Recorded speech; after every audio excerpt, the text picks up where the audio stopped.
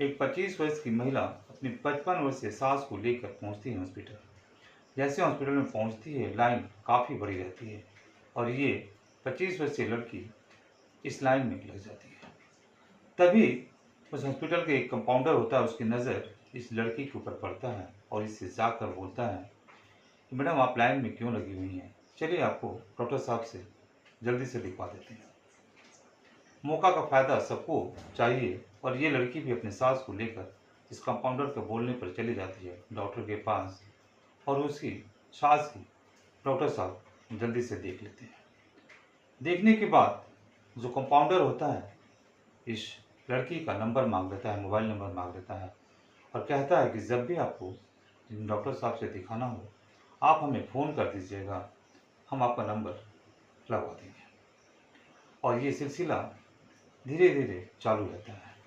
जैसे ही उस महिला को ज़रूरत पड़ता है वो इस कंपाउंडर को फ़ोन करती है और ये कंपाउंडर डॉक्टर साहब पास नंबर लगा देता है और ये लोग आते हैं डॉक्टर साहब पास, सीधा अंदर जाकर प्रवेश करके दिखा लेते हैं।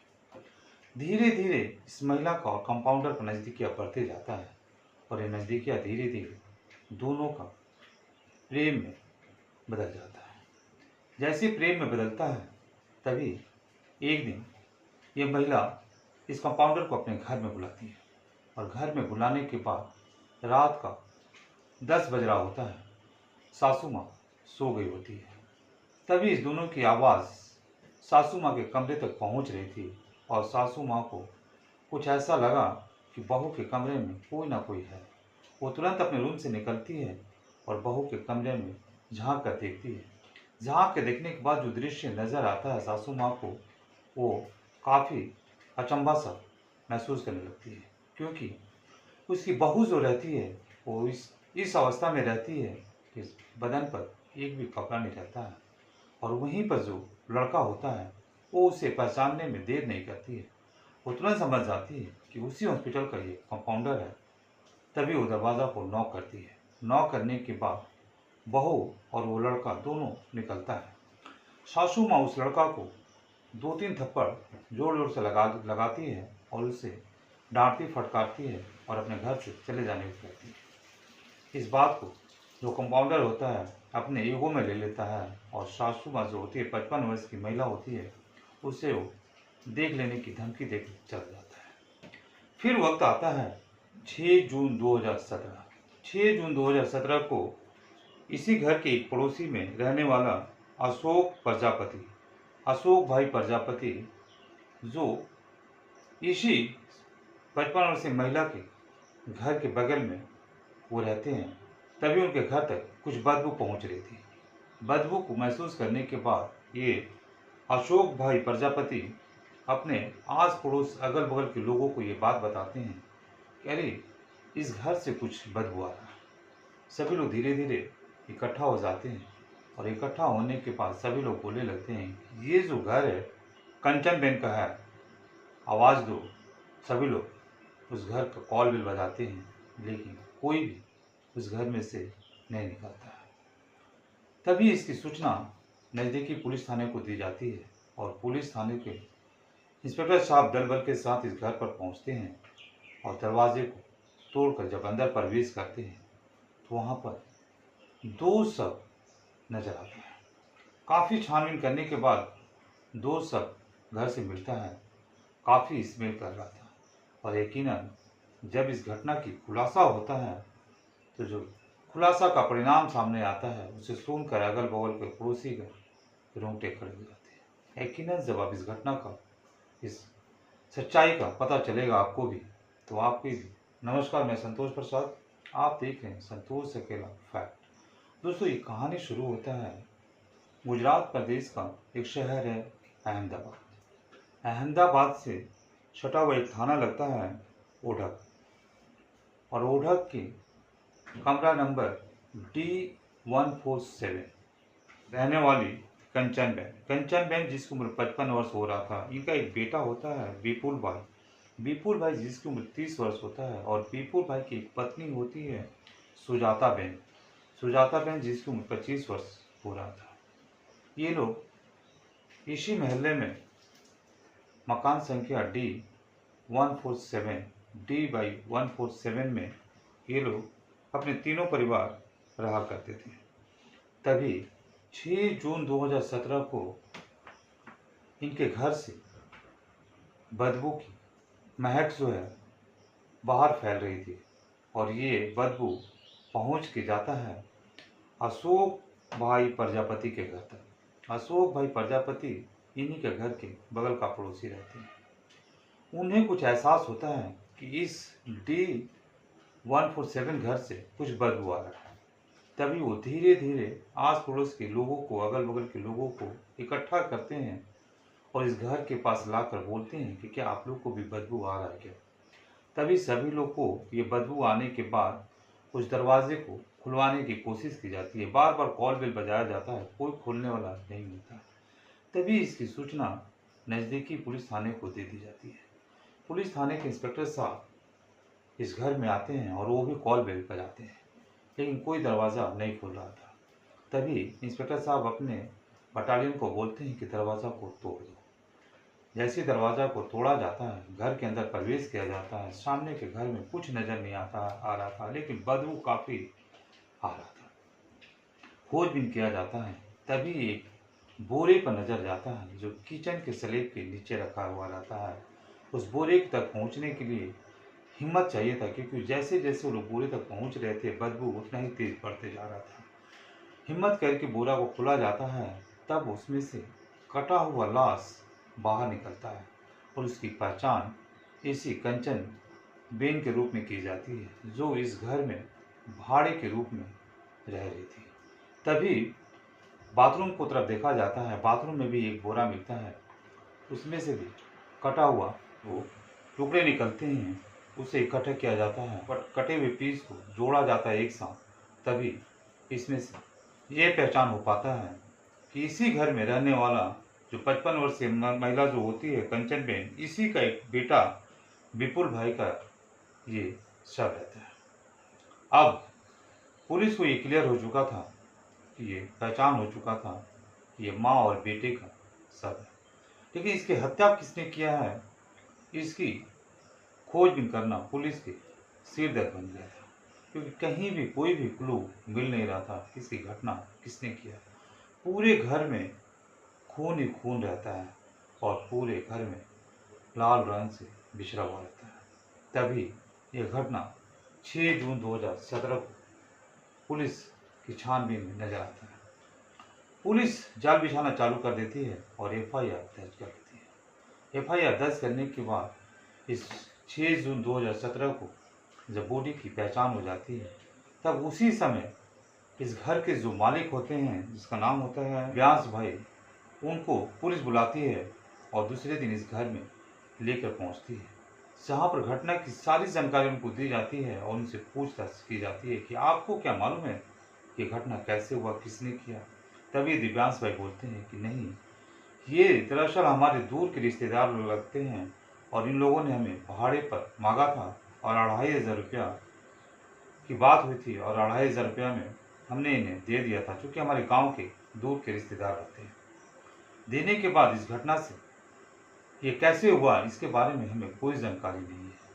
पुलिस जांच पड़ताल कर रही होती है।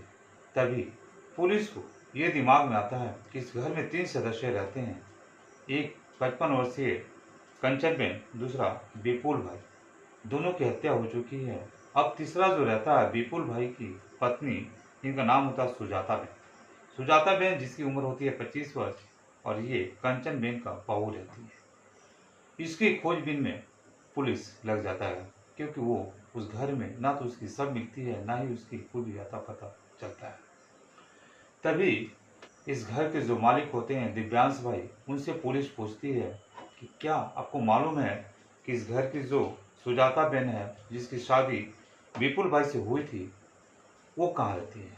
तभी दिव्यांश भाई बताते हैं कि दरअसल कुछ दिन पहले इन दोनों की आपस में मनमुटाव हुई थी और जो विपुल की पत्नी है सुजाता, वो अपने घर, अपने माँ बाप पिता के घर चली गई है। तभी पुलिस अपनी एक टीम को सुजाता बहन के घर भेजती है, जहाँ करीब करीब अहमदाबाद से 80 किलोमीटर दूर रहता है। वहाँ भेजती है और सुजाता बहन को पुलिस थाने बुलाया जाता है। पुलिस थाने लाया जाता है, तब सुजाता बहन से पूछा जाता है कि आपको पता है आपकी सास आपके पति की हत्या हो गई है और आप अभी तक अपने माता पिता के घर में बैठी हुई है। तो ये बोलती है कि नहीं, हमें कोई पता नहीं है, 7-8 दिन पहले हमारी बात हुई थी, हमारी सासू माँ से सब कुछ ठीक था, उसके बाद मैं अपने घर में रह गई थी। तभी वो थाने में रोने लगती है और एक कुछ इंस्पेक्टर साहब से सारी बात पूछती है। वो तो पूछ लेती है, लेकिन अब इंस्पेक्टर साहब जैसे इस सुजाता बहन की मोबाइल लेते हैं और मोबाइल की डिटेल्स देखते हैं और उसकी कॉल डिटेल्स पता की जाती है, तो उसे पता होता है कि सुजाता बहन का एक लड़का से कई महीनों से बातचीत चल रहा था और वो लड़का होता है उसी हॉस्पिटल जिसका नाम होता है श्री राम हॉस्पिटल। श्री राम हॉस्पिटल के कंपाउंडर बलदेव। बलदेव जो कंपाउंडर होता है हॉस्पिटल का, उससे सुजाता बहन का कई महीनों से बातचीत चल रहा था। इस घटना वाले दिन भी उससे बातचीत हुई थी। तभी पुलिस इस सुजाता बहन से पूछताछ करने लगती है और कुछ थर्ड डिग्री का इस्तेमाल करती है। जैसी थर्ड डिग्री का इस्तेमाल होता है, 25 वर्षीय महिला सुजाता बहन अपने मुंह खोलने लगती है।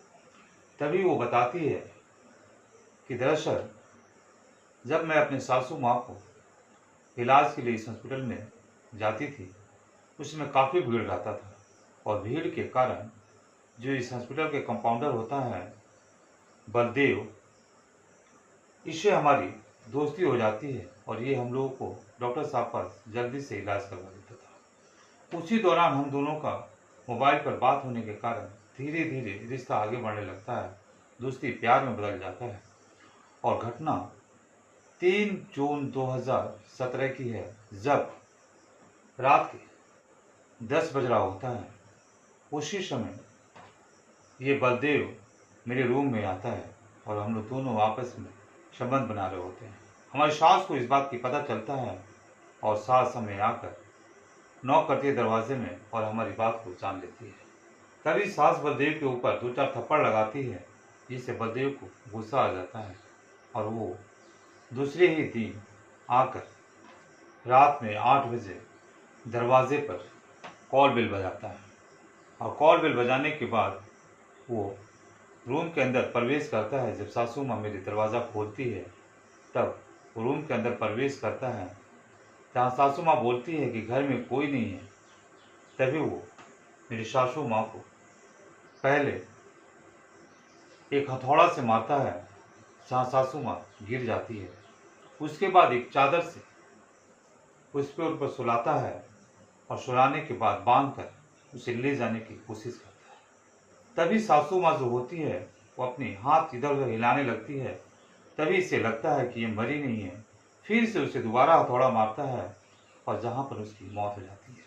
उसके बाद चादर में वो बांध नहीं पाता है, तभी उसकी पीस पीस करके किचन के स्लेब के नीचे बोरा में भर के रख देता है।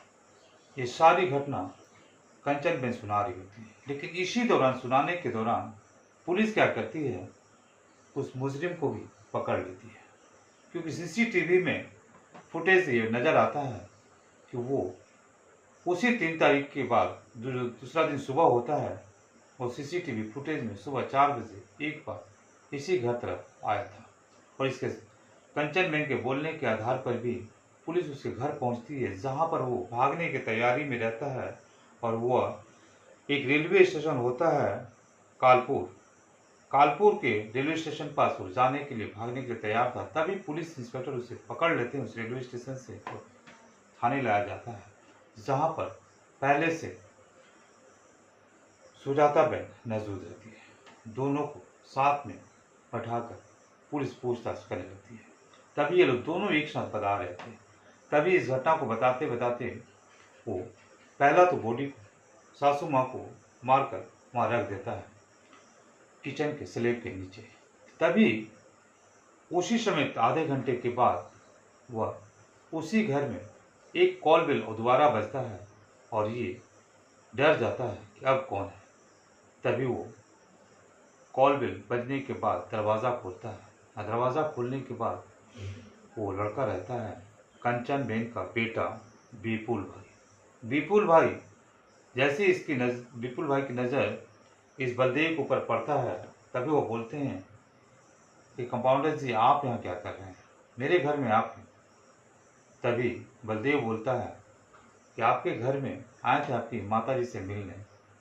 तभी वो बोलता है कि माता जी अंदर में चाय बनाई है, चलिए, और ले जाता है किचन में। और जैसे वो किचन में पहुंचता है, विपुल भाई पीछे से बलदेव उस पर वार करता है, उसके माथे पर मारता है, जहाँ वो गिर जाता है। और गिरने के बाद उसे भी पीस पीस काट कर उसकी बॉडी को बाथरूम में रख देता है।